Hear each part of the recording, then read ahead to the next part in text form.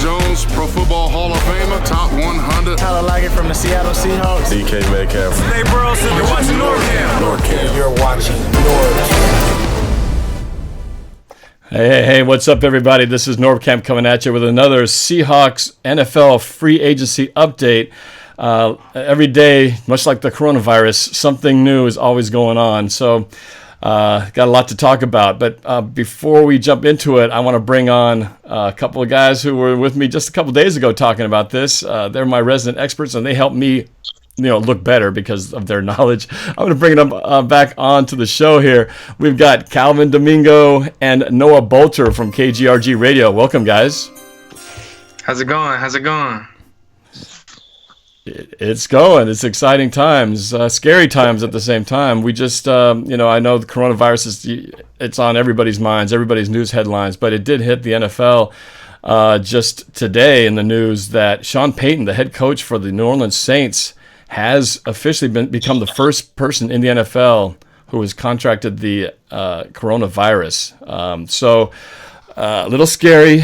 This obviously is still continuing to grow and spread.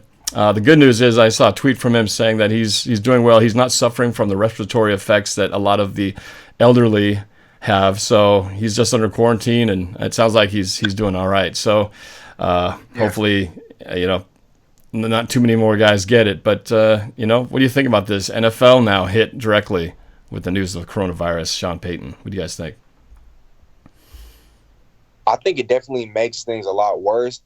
There are already plenty of talks of them pushing back a whole lot of things on the NFL schedule, including OTAs, the draft, training camps, mini camps.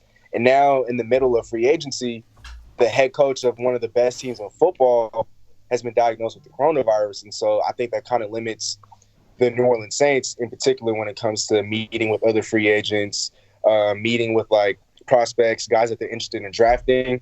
I think it hurts the Saints a lot more than it does the NFL as a whole. And knowing Sean Payton, I mean, he's one of the best coaches in football, and it is the offseason, and so hopefully he hasn't been in contact with a whole lot of players and front office personnel and things like that. But this being the first case in the NFL, I mean, I don't think that's definitely not a good thing. But as of right now, it's not a terrible thing. Honestly, whenever we're talking about coronavirus and how it's affecting a league, I think the first place you got to start is really that it's bigger than the sport. It's bigger than football. With the NBA, finding out about Rudy Gobert meant a lot more to me than finding out about why the OKC Thunder versus Utah Jazz game was canceled. It was finding out that someone, a public figure, later finding out that someone that mocked it and treated it as a joke at first got affected, and just how that's affecting them is the first thing that comes to mind. So with Sean Payton, I think it's important to really mention, especially the fact that he is one of the older people. Like, it could have hit a lot of different players first, but it starts with the head coach, and it starts with him. Everyone knows who Sean Payton is. He's one of the NFL untouchables, if you will. He's in the best, easily a top 5 NFL head coach right now, and he has been for a very long time. He's won a Super Bowl. He's one of those guys you can't imagine anything happening to him, and it's great to hear that he's coming out and he's bringing it. He told the world to warn us and to care for us and to take that leadership that someone in his position and with the influence and power that he has should. So I don't really want to talk about the football implications. I feel like as a man and what he did about it was a really good thing, and my heart goes out to him and everyone else that's affected. Yeah, absolutely. Well, and hopefully he'll be able to recover from this. Again, majority of people do recover from the disease, so just because you caught it doesn't mean the worst case scenario is going to happen. So hopefully he gets through this and continues to shine a light in a positive way of that. We can get through this. Okay. Hey, real quick, I want to do a quick shout out. Some super chats already in the house. Logan E. Thanks for your support. AJ Nelson. says, do you think Todd Gurley will land in Seattle? We will discuss that in just a moment. Ancient Hawk 48 says, it's my birthday and the Rams releasing Gurley was a great gift. It might be the gift that could keep on giving. We'll see. And then Anthony D, who was blowing up my super chat yesterday, he says, make it rain again. Hey, Norb, how's it going? It's going good, man. Don't spend all your money. Don't spend your paycheck blowing up the super chat too much here, bro. You got to save it for a rainy day. Don't make it rain, because it might rain some other time. You might need that money. But I appreciate you guys' support. Hey, so switching gears, since you guys have all brought it up, let's talk about that Todd Gurley. In my book, it was not that big of a surprise that the Rams let him go. We had seen his decline over just the last 2 years. Todd Gurley wasn't he MVP at one point? And suddenly the fall just was. He got that massive contract with the Rams. And you could tell something just wasn't right last season and the year before, the year they did go to the Super Bowl, that something was not right with Gurley. Sure enough, here he is being let go with a pretty big, what would have been cap hit if they didn't make a decision on him before 4 o'clock Eastern time today. And so they let him go before that time. So he's a free agent, and possibly interest by the Seahawks in bringing Todd Gurley in to Seattle. What do you guys think? Well, there's pros and cons to every situation that has any controversy at all. So let's weigh in on some of those, right? So the pros of bringing in a guy like Todd Gurley is that, just like Teddy Bridgewater to Carolina, it's a slap in the face to a divisional foe, especially because the Rams are going to be paying $12 million, $13 million, and $10 million over the next 3 years, I believe, for this guy if they were to cut him. And so it's a situation that Seattle fans just love. That's the pro, is that it's a slap to the face of the Rams. The con, however, is that heading into this offseason, what I believe and what I think a lot of Seattle fans believe is that the number one thing we need in the running back core isn't another guy with a high ceiling when he's on the field, but not necessarily always going to be there. We need somebody that's going to be there. We need somebody that no matter what, when everyone else gets hurt, he's the guy that stays on the field, that doesn't get injured, that's able to carry the load throughout a season. Chris Carson, Rashad Penny, everyone got hurt last year. CJ Prosise, we had the running back room to win a Super Bowl, but everybody got hurt. We need someone that's going to be there, and that's not what Todd Gurley provides. So I like the fact that it's a slap to the face of the Los Angeles Rams, but it's not the best fit for Seattle. Calvin, what do you think? I get what you're saying, though. I really do. But at the same time, if we were to put him in the same running back room as Chris Carson, Rashad Penny, Travis Homer, maybe beast mode? No, beast mode. But if he's in the running back room with those other guys, we wouldn't need him to stay healthy for a full 16-game season, only because he's rotating, splitting carries with the rest of these guys. I feel like the risk-reward factor, the reward is way too high. I think that the reward it outweighs the risk, and he's just that good. And about 5 years ago when he was coming into the NFL, we had him number one on our draft board. And playing against the Rams these last couple of years, we've seen why. It's like every single time we play against the Rams and Todd Gurley, he's running all over our defense. And yeah, he does have arthritis in his knees. Yeah, he has a hard time staying on the field. But hopefully, assuming that Rashad Penny, Chris Carson comes back, Travis Homer continues to develop, we don't need him to play a full 16 games. And as long as he's rotating and splitting carries, like I said earlier, we won't need to put so much on his knees, on his legs. We'll be able to, save his legs for the playoffs. And he would love it. He would love to play for the Hawks, I feel like, because then he gets two guaranteed chances, like you said, to be able to slap it in the Rams' face. That's kind of one of the reasons why Sherm decided to join the 49ers, because he got two guaranteed chances to play against the team that released him. And, yeah, I've been hearing rumors that he wants to play for maybe Atlanta or Miami, but I think as of right now, Seattle would be the perfect fit, the best fit. Rashad Penny and Chris Carson both coming off season-ending surgeries, and so they might not be 100% ready for the regular season. And Gurley, I mean, for what we know right now, he's not currently injured. And so going into the season, he would be healthy. We don't know how long that would last, but like I said earlier, if we're not giving him 20 to 30 carries, I mean, I don't see why his knees would give out. Well, Calvin, just because you called me out, I gotta bring it right back to you. Can we agree on the fact that kind of what you're telling me is that the reason that we'd want to bring in a Todd Gurley is a bit because his ceiling is so high that having him at full strength would just be on top of our other running backs would just be overwhelmingly good? Isn't that kind of what you're saying? For the most part, yeah. So it's that high ceiling. That's the problem, is that that's what we have in our locker room already. Over the past couple of years, Todd Gurley has not been the same Todd Gurley.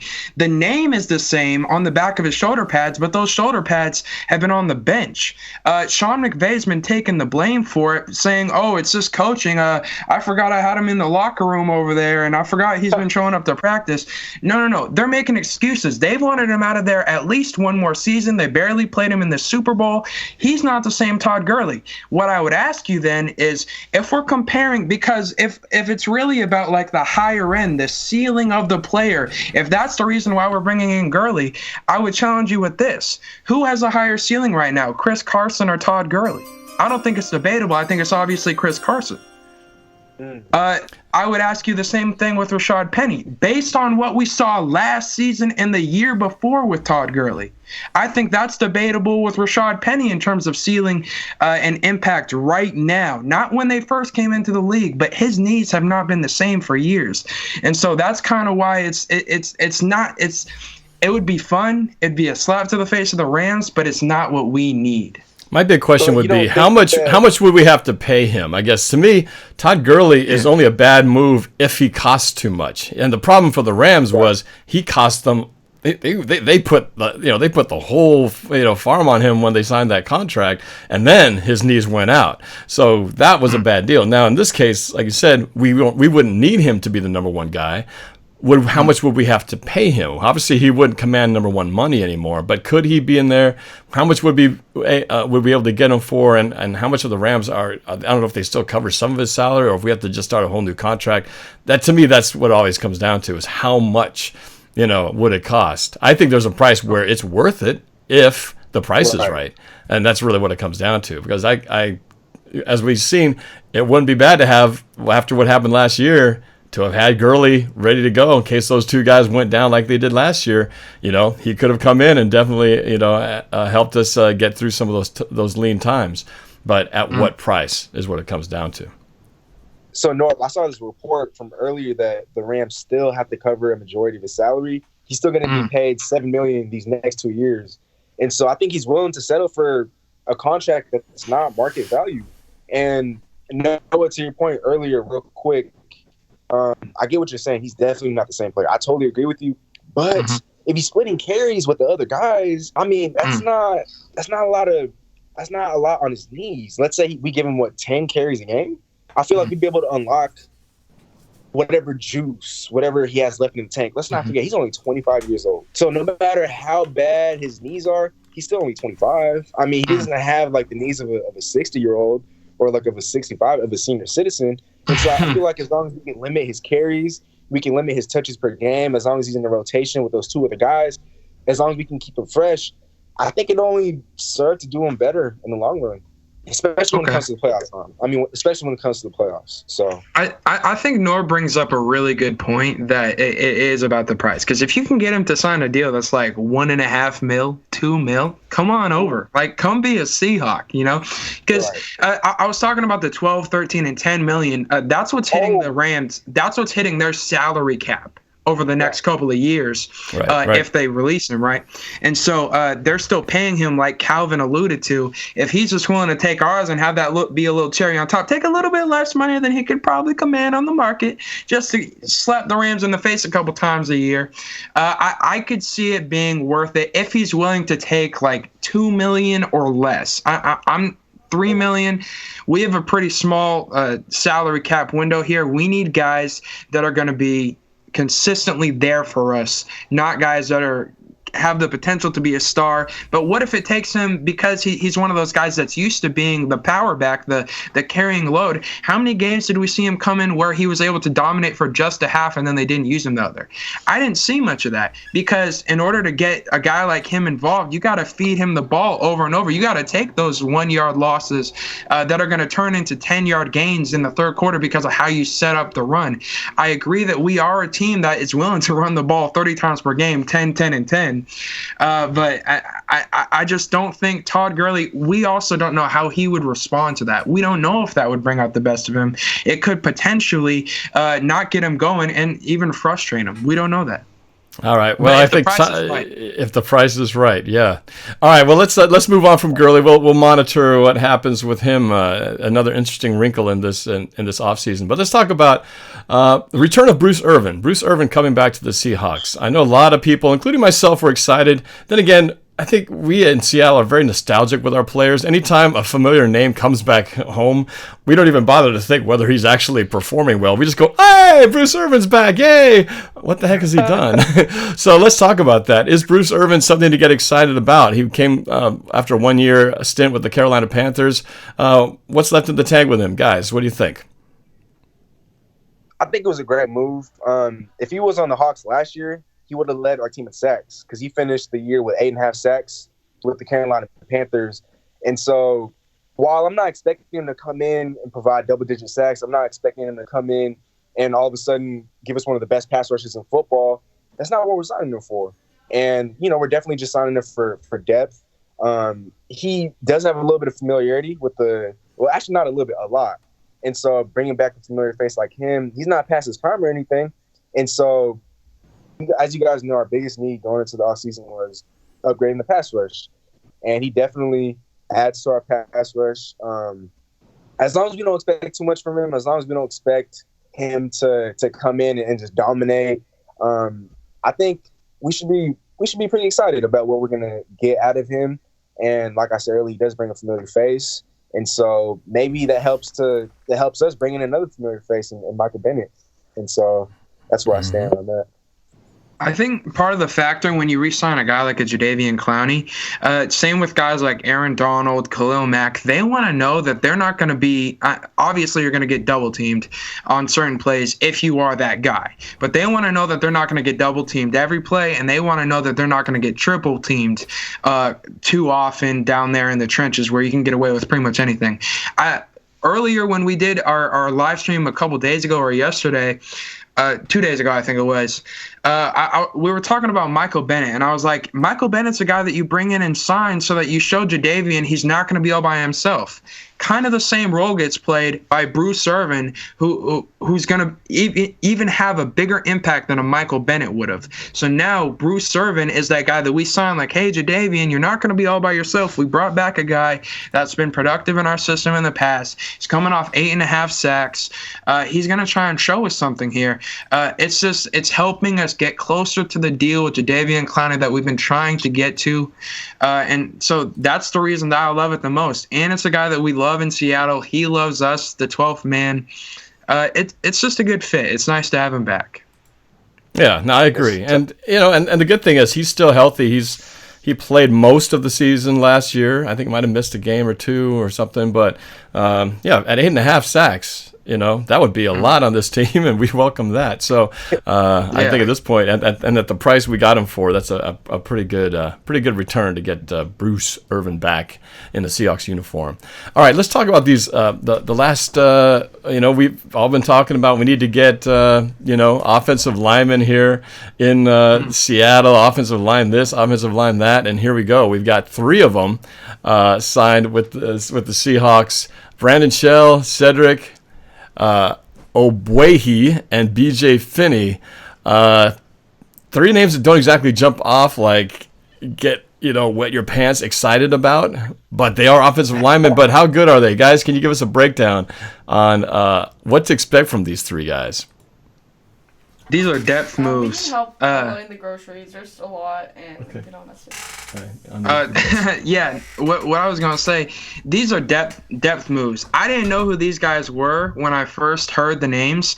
So I did a little bit of research. B.J. Finney is a guy. He's the only guy of the 3 offensive linemen that we signed that's played 16 games in a season. He's done it the past 2 years, but he's played 4 years in the NFL, and through those 4 years, he's only started 13 total games. He's not a guy that's going to come in and be a difference maker.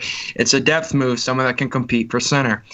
Cedric Ogbuehi, that's a guy that had a high ceiling at one point, I guess you could say. He started for 13 and 12 games back in 2016 and 17 for Cincinnati. Though I don't know if you guys remember, those years in Cincinnati weren't that special. Andy Dalton, or what not a lot of years have been for Cincinnati. But in 16 and 17, Andy Dalton got sacked 41 and 39 times. Not great numbers. He was giving it up. And in the past 2 years, Cedric Ogbuehi hasn't started a single game and has played a total of 16 over 2 seasons. So I don't love that. And then Brandon Shell's a guy, he's never played a full season.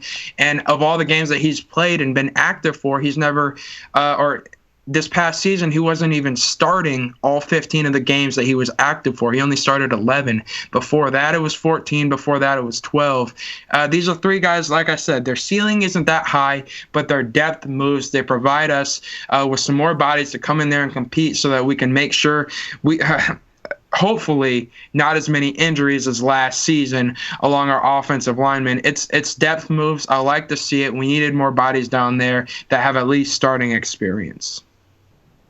Right, I'm with Noah here. I know these signings aren't the type of signings that would make a Seahawks fan go crazy. And I know these aren't the signings that Russell Wilson was probably hoping for when he asked for the team to provide more help in terms of bringing in stars to free agency. But Noah's right on point. I mean, these guys, you're bringing in bodies. The thing I like about these signings, though, is the fact that they're all versatile.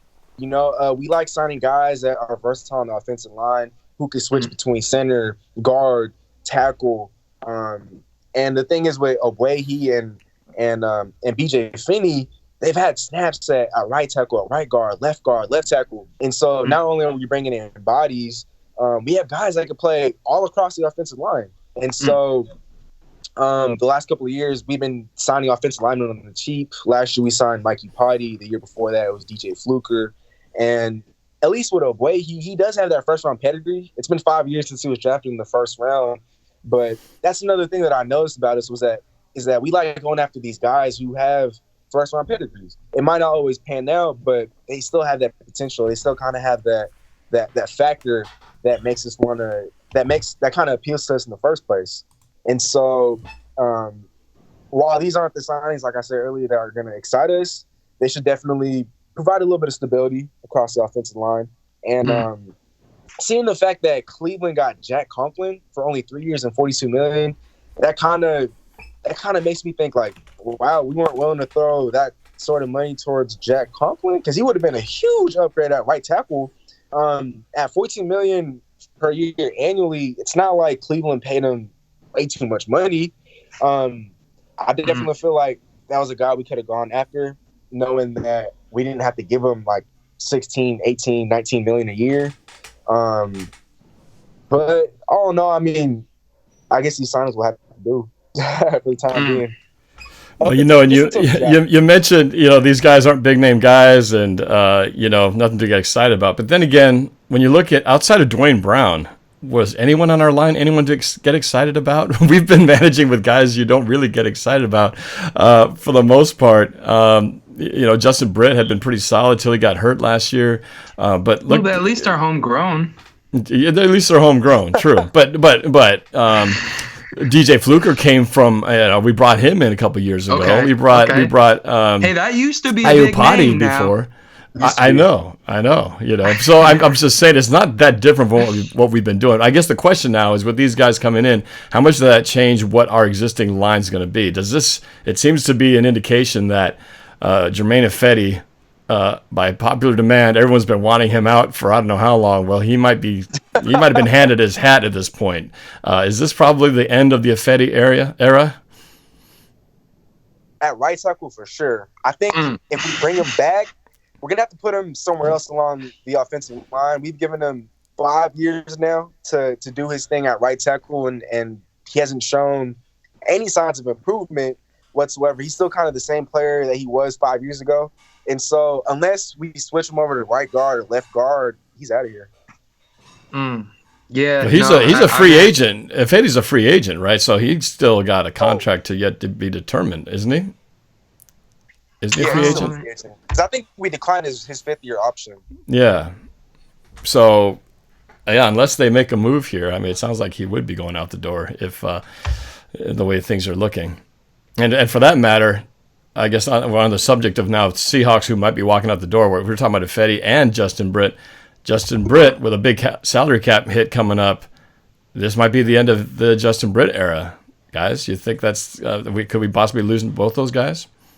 Well, as a former center, I'll tell you, it is very important to build your offensive line from the inside out. I think Justin Britt was a great talent for us with what he was able to do, being homegrown. He knows the system, very versatile. I think we give him at least one more chance. Look, it's one major injury that knocked him out for the year. Give him an opportunity to come back, fight for the job. He did a nice job for us when he was in there. The center position is so hard to replace because not only do you have to build chemistry with the quarterback, but with the rest of the offensive line, your communication has to be on point, especially with the whole situation going on right now. Everyone's saying like they want to, for example, with Dallas, Mike McCarthy keeps Winslow in there, Kellen Moore in there calling plays, partially because they want to bring back Dak, and it's hard to input a new system when no one's going to be meeting within 6 feet because of social distancing the entire offseason. It's the same thing with the center. The center's not only calling out the defensive coverages across the offensive line, calling out the protections. They have to keep the snap count in mind. They can't hear when it's on the road, but they have to hear the quarterback somehow. There's so much going on at the center position without being able to meet for an entire offseason and really put a new guy into the role. Unless you go with a guy like Ethan Posick, I think we have to bring back Justin Britt. But Ethan Posick hasn't stayed healthy either. So I say we just bring back Justin Britt one more year, give him another shot, and then have Ethan Posick and Joey Hunt as the backups. I like Justin Britt.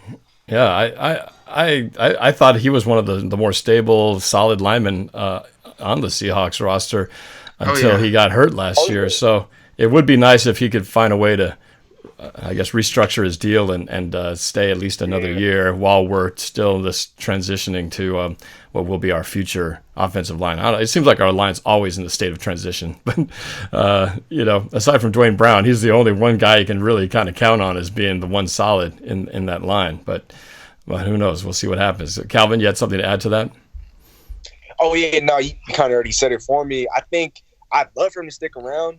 After Dwayne Brown, he's definitely our second best offensive lineman. I don't want to see him stick around at that cap number, almost $12 million. That's just a little too high for me. I feel like with that money, we'd be able to allocate it towards our other needs. Maybe signing a guy like Everson Griffin, for example. But that's just me personally. I would love for him to stick around, but only at a reduced cap number. All right. A quick shout out to the super chat, Donald Trump Jr. X. Thank you for your support. He says, most of our injury problems are a strength and conditioning coach. Thoughts? I think because you were bringing up, Noah, just so many of our injuries last year, offensive line, the running back room. How much can be associated with who's our strength and conditioning coach? Is that fair to put the blame on him, or is it just bad luck? Okay, with the NFL, and because of the fact that everyone's getting paid a lot of money for what they're doing, it's a results-oriented business, and you got to blame it on him. We got to figure out something else. Darrell Bevel, we gave him a million shots to try and figure out the offense and stop being so conservative at times. Then we go to someone just as conservative, just about, with Brian Schottenheimer. But it's the fact that it's a new face, and we're giving him an opportunity to win us over and to get those results. We need to get a new strength and conditioning guy, because last year's injuries were just ridiculous. I'm no doctor. I'm no health expert, but we had more injuries than I'd say at least 80% of the NFL teams in terms of our starters and the impact on the field. Russell Wilson was doing everything he could at the end of the season, but he had very little help. DK was still out there. Tyler was limping, and that's about it. The offensive line was injured. The running backs, tight ends. We don't have to get into it. At the end of the day, the results weren't there last season, and that's completely unacceptable. When you have so many guys that's jobs is to bring in and to scout players, they get paid to go out and pick the best players to be there. Well, it doesn't matter if all those players you scouted aren't going to be there when it matters the most. I think you can blame them, but only to a certain degree, because at the end of the day, they're not the ones on the football field. And trainers and strength and conditioning trainers, they can only do so much. Yeah, they do play a large role, in being able to prepare the players and being in the best possible shape to play NFL football.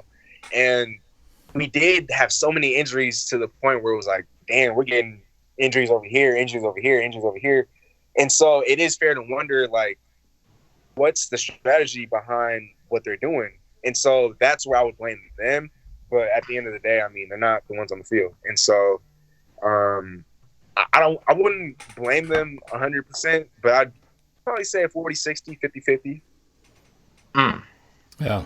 No, and like you said, it's results oriented. And sometimes, even if it was just bad luck, sometimes you got to make a change just for change's sake, right? I mean, strength and conditioning coach, I mean, it's not like you got to bring, there's only one of them out there or a handful of guys who can do that job. I mean, I'm no expert either, but I'd like to think that that's a role that you can probably bring different guys in, and it's probably not going to make that much of a difference to, suddenly you lose the guy. Oh my gosh, what are we going to do? Our conditioning program is completely overhauled. I think they'll be all right in that regard, but you definitely got to be better than what it's been, because it was a nightmare last year.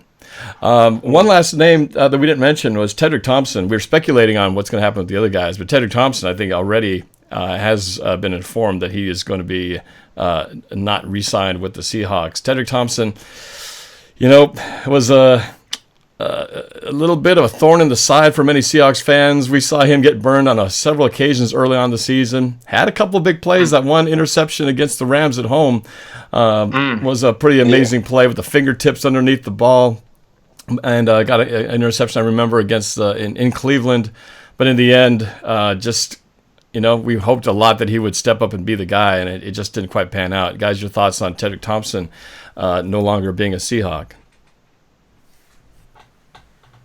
This is okay. We gave him a chance, He had an opportunity as a starter. He didn't overperform. I'm just fine with trading him. We have two better safeties, Bradley McDougald and Quandre Diggs. We move off him, we get a pick in return. I feel like the best we could get for him is like a fourth, maybe a third, if that. I don't know about that. Right, and that's a stretch. That's if John Snyder's on his game that day. I'd really like to see it. He's not very high on the market right now, so anything we can get for him in return, I'd like to see us do it. And then how the GM likes to take one pick and turn it into 11. That's, I think, what Tedrick Thompson turns into at this point. Right, yeah, I'm totally with Noah here. Not too much of a loss. Not only did we give him a chance this past season, but we've given him plenty of chances. And as of right now, we just have a lot of options when it comes to safety. Quandre Diggs, Bradley McDougald, Delano Hill. We almost forgot about Marquise Blair. And so we have so much depth at that position. There's just no need in bringing them back. I mean, I'd be fine with just releasing them. But if we can get something in return for a guy that we weren't going to even have in the rotation next year at all, I mean, that's just, cherry on top. And yeah, I mean, he's not going to be too much of a loss, but I wish him well wherever he ends up going. All right, so final point. We haven't even talked really about Jadaveon Clowney. The fact that there's been nothing to talk about, I think it's been pretty clear that he's been shopping himself around, and there have been no takers hoping to give him that big money contract. I think that the patience on the Seahawks side is paying off right here. I would venture to say that we were talking about this last time, saying, can we get him for, keep him under 20 mil? Well, I think it's without a doubt. We're getting this. We're getting a discount coming up real quick here. So, what do you guys think? Is this a pretty sure sign that he's coming back at least for another year, maybe a couple more? Yeah, I think that. I mean, look, we're like day 3 now. I think by this point, if he hasn't been signed yet, he's more than likely going to return. Some of the teams out there that were looking at signing him, the Giants, the Colts, these guys have already went on and signed a whole bunch of other guys.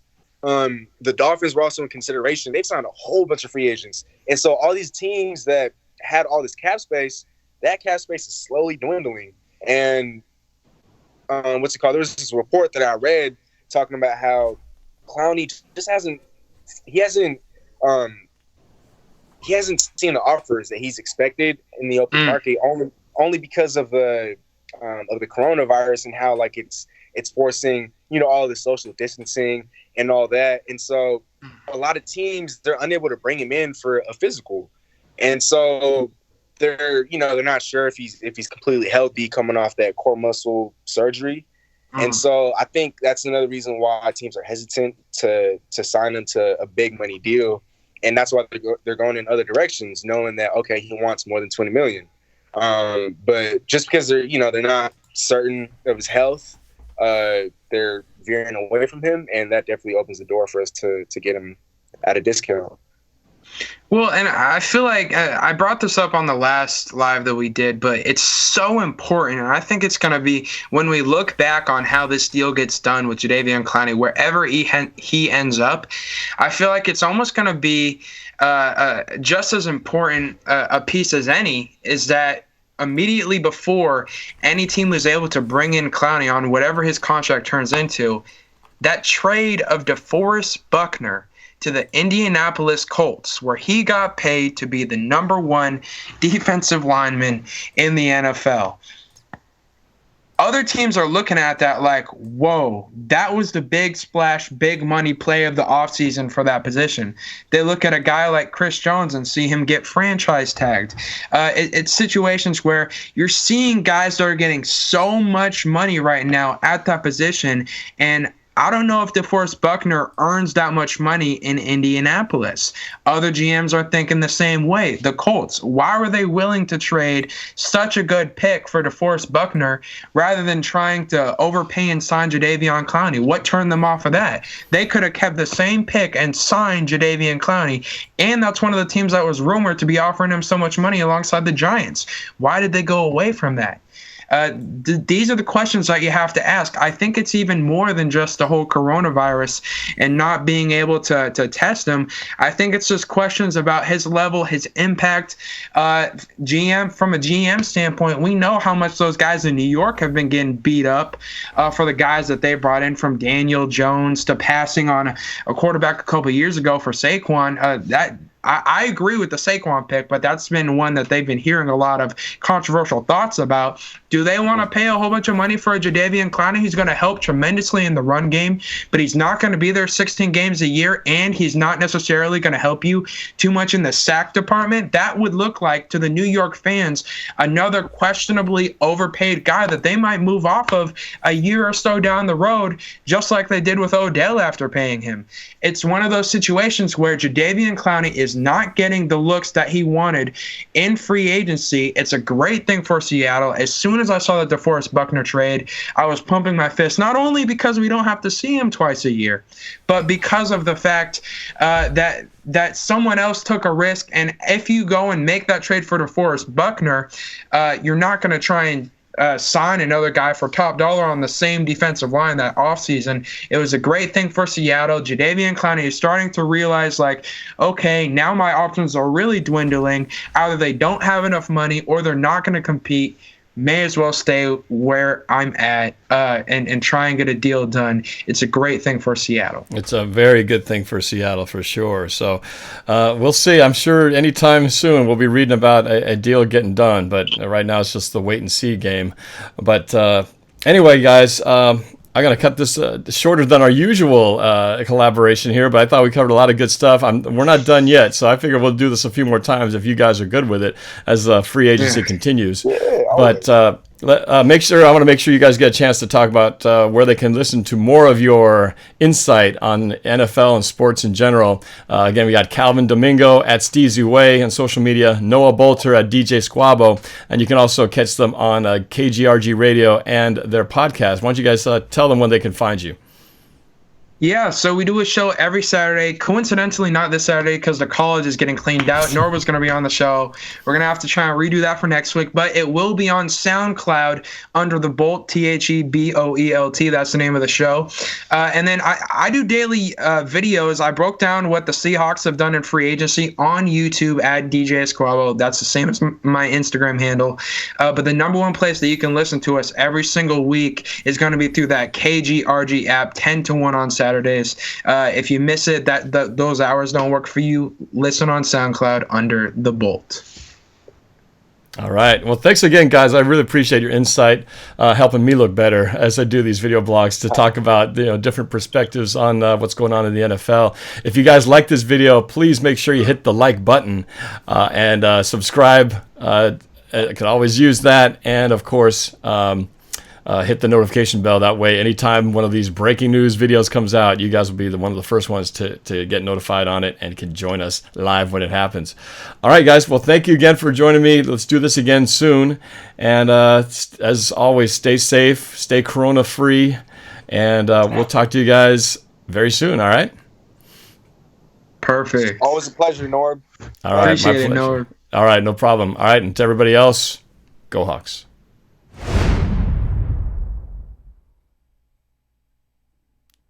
All right, we are